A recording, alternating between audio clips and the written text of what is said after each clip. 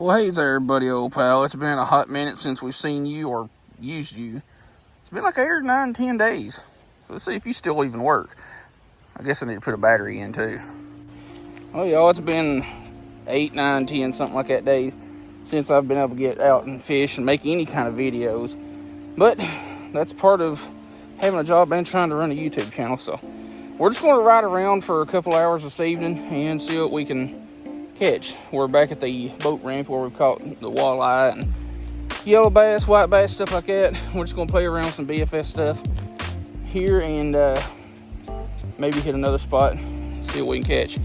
Just kind of feeling for it. Like, I don't know really what to expect because I ain't been out fishing and really don't know what the fish are doing, so let's get to it.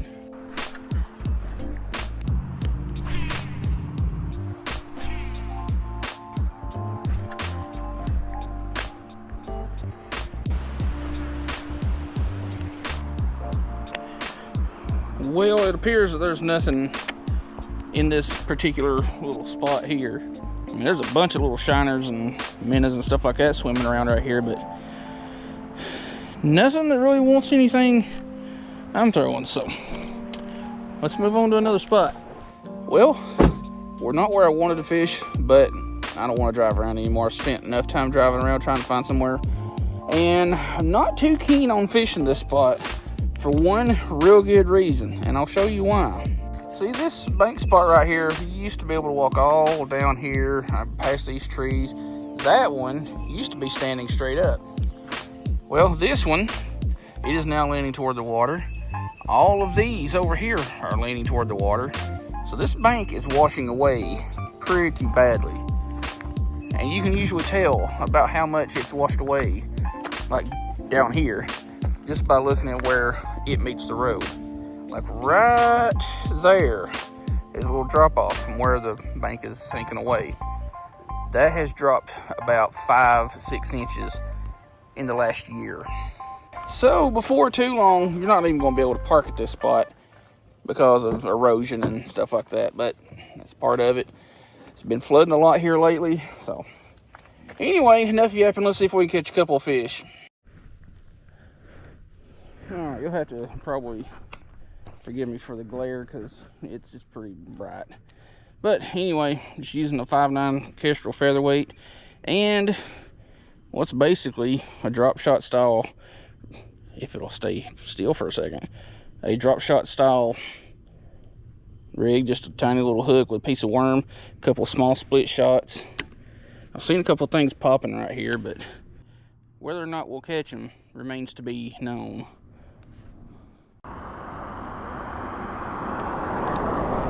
There we go. Oh, didn't mean to bang against the bank here. Well, I am 100% not surprised that it's one of y'all. It's our old buddy, old pal, the yellow bass.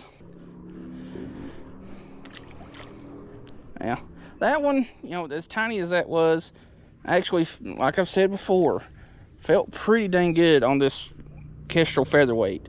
You know, you pair the rod to what you're targeting, you know, panfish, stuff like that, you're going to have a lot better time.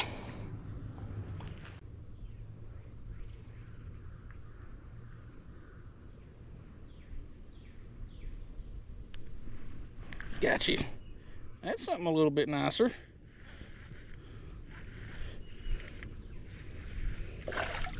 That's what I thought it was. There we go. I might be able to get you unhung. That right there is good bait size and good eating size for this drum. And if it wasn't as late as it is, I would probably put you in some grease. There we go. Let's get it documented, get it back. Just bit on a teeny tiny little piece of worm. But yeah, hopefully this glare ain't too bad. This bank, you used to be able to walk almost straight out for a ways and, you know, walk around these trees and back and forth. But now it's washed away and it's about 7 feet to the water line. 7 or 8 feet or so. So let's toss this little piece of worm alongside the bank down here. Fish. Thought I'd run into a little bit of a snag, but tweren't. It's one of these little goober gobblers.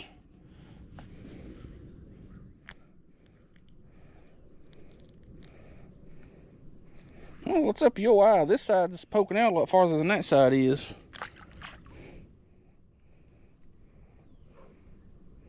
Let's see if we can get one more off that piece of worm, because that is just about shot.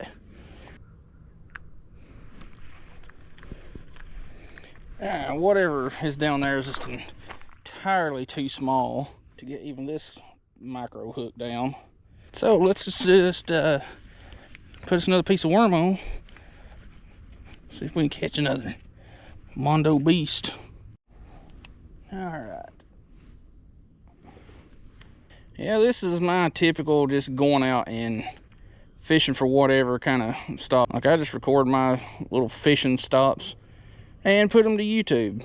I ain't trying to make this channel out to be some kind of big time, highly edited, flashy channel.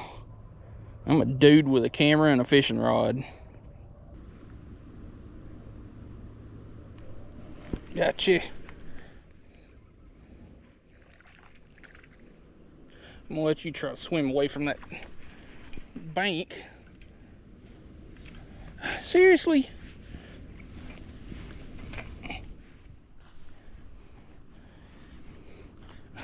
Every time I've tried to pull my bait up out of the water, or a fish or something, my sinkers have got tangled up in all these weeds, and I lost them on that one. But a little bit better yellow bass. That actually felt really good on this featherlight rod. Like, you're going to have to get you one to really understand how good a 6 to 8 inch fish feels on one of these rods. Like, I could tell you it feels great all day long, but without personal experience, you're not going to know. Link in the description if you want to pick up one of these King Kestrel rods. They got them in featherlight, ultralight, light. I think that's it.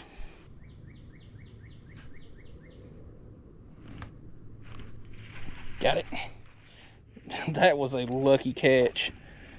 Another little hypodermic needle.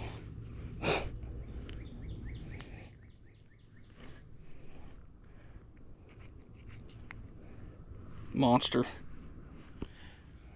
Yeah, that one was actually hung in a snag, so I kind of popped it loose. And yeah, man, it came loose, and then as soon as I felt that looseness, I felt a snag again, and sure enough, it was that monster. Just about didn't get him in. Got a little bit of a backlash there, but nothing I can't handle. Oh, while I was messing with that backlash, I got a bite. Ooh.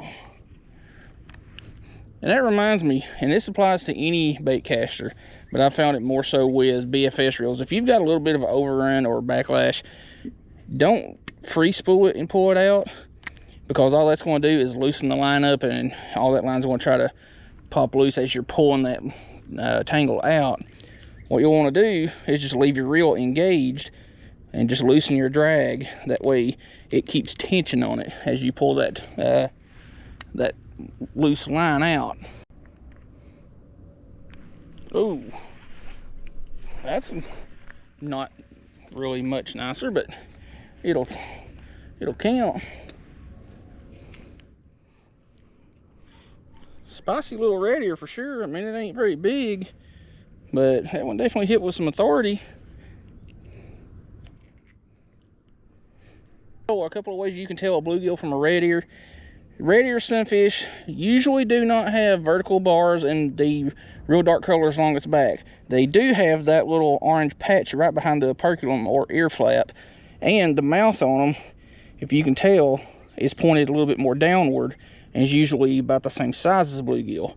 So if it's more of a goldish color and got that little orange piece behind the ear flap and the mouth is pointed downward, that is a red ear sunfish. Nice-un. N-I-S-S-A-N. Nice-un. Gotcha. You ain't real big, but you'll count.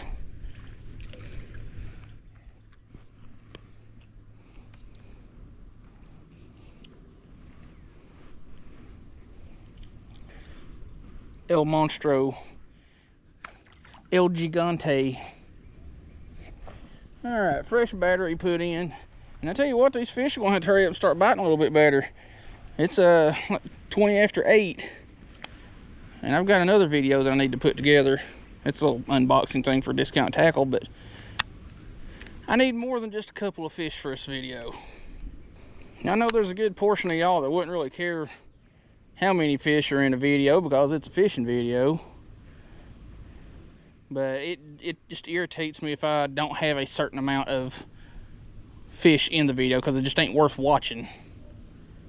Or at least to me.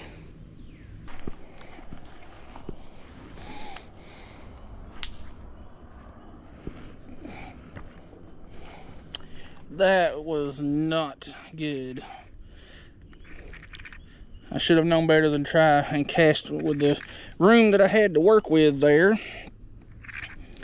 So that smacky herd was my sinker hitting a tree.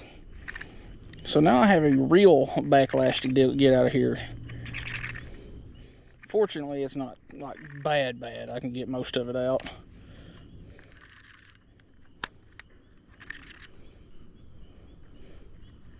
There we go.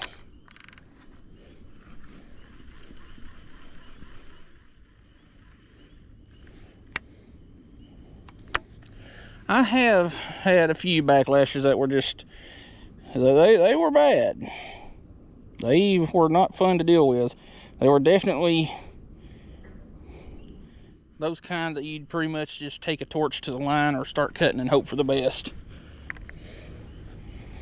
And I lost about half of my worm in the process of that mess.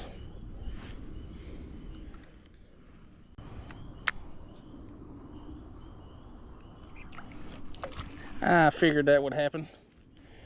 I kept seeing something just kind of popping the surface right here in front of this bush, and well, didn't come in contact with that one, so it don't count.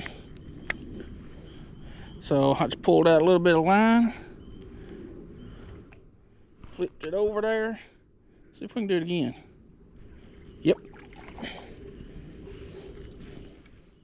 And I don't have a clue where that other one went. He fell down into the brush down here. What we got? Another little red ear sunfish.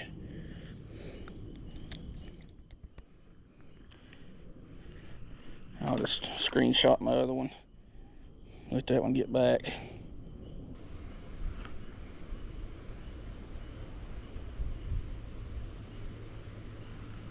Oh, I was reeling up slack because I thought I'd been dragging it over a stick or something. And this monster grabbed it.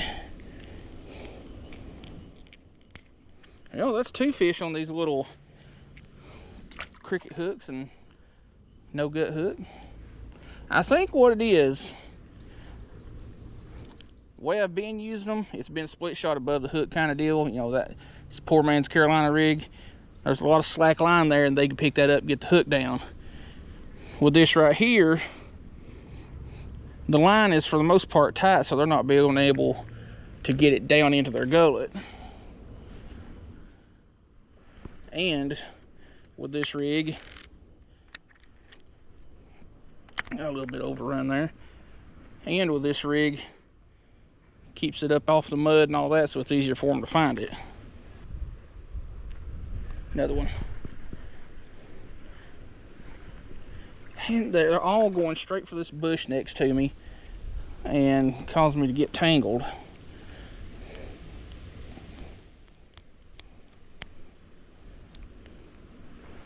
Another monster.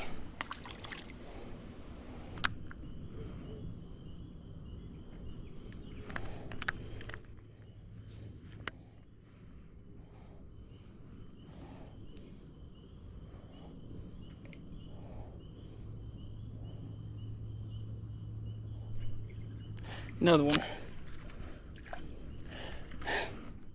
Y'all, I'm not lying. Even this little like 4-inch bluegill felt good on that Kestrel light, or feather light, and I almost hit myself.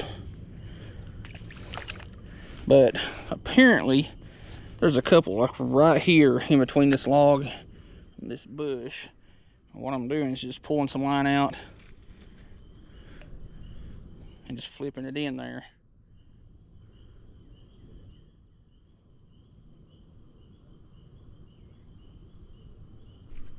There we go.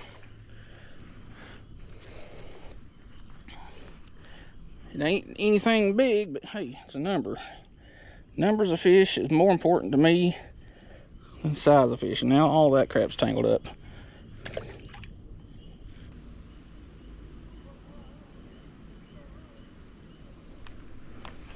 Did we get one? Yes, we did, finally. And it's not gut hooked. I'm surprised.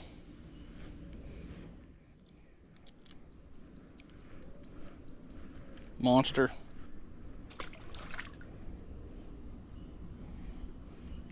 We ain't going to give it a whole heck of a lot longer just because it's getting so late. But we are going to fish for a wee bit longer.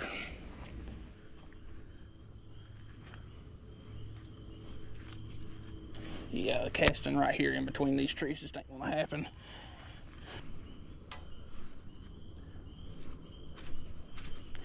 And me not paying attention, I casted directly into a tree.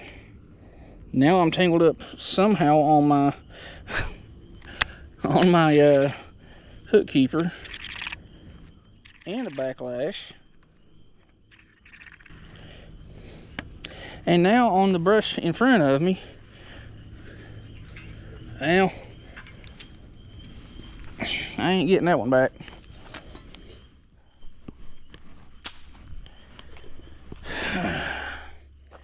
On that note, I think we're going to call it. We've caught a couple of fish. We didn't get skunked. It's all that matters.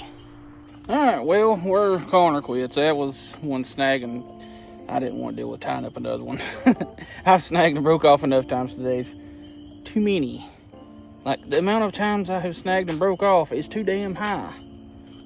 Wasn't exactly expecting to catch anything big. I mean, we caught that one drum that was, you know, pretty fun on the featherlight Kestrel rod, and then that one decent yellow bass, but it is what it is. I just wanted to get out and catch some freaking fish. Work has been freaking crazy, to say the least, with, you know, the weather being drastically different from one day to the other. Like, we've had some real bad storms, and then we've had real good weather. Real bad storms, real good weather. And then, you know, work schedule being for a solid week and a half almost. We'll take whatever we can catch. Good variety of species: bluegill, yellow bass, drum, I think red ear. But hey, we caught fish, that's all that matters. Anyway, if you like the video and want to support the channel, check out all the links in the video description. Those are affiliate links. Whenever you buy something through those links, I get some commission off of it, and it goes to help the channel. And we all know gas is not cheap. And when you're running a YouTube channel, you're going to buy a lot of gas. So anyway, hope you like the video. See you in the next one.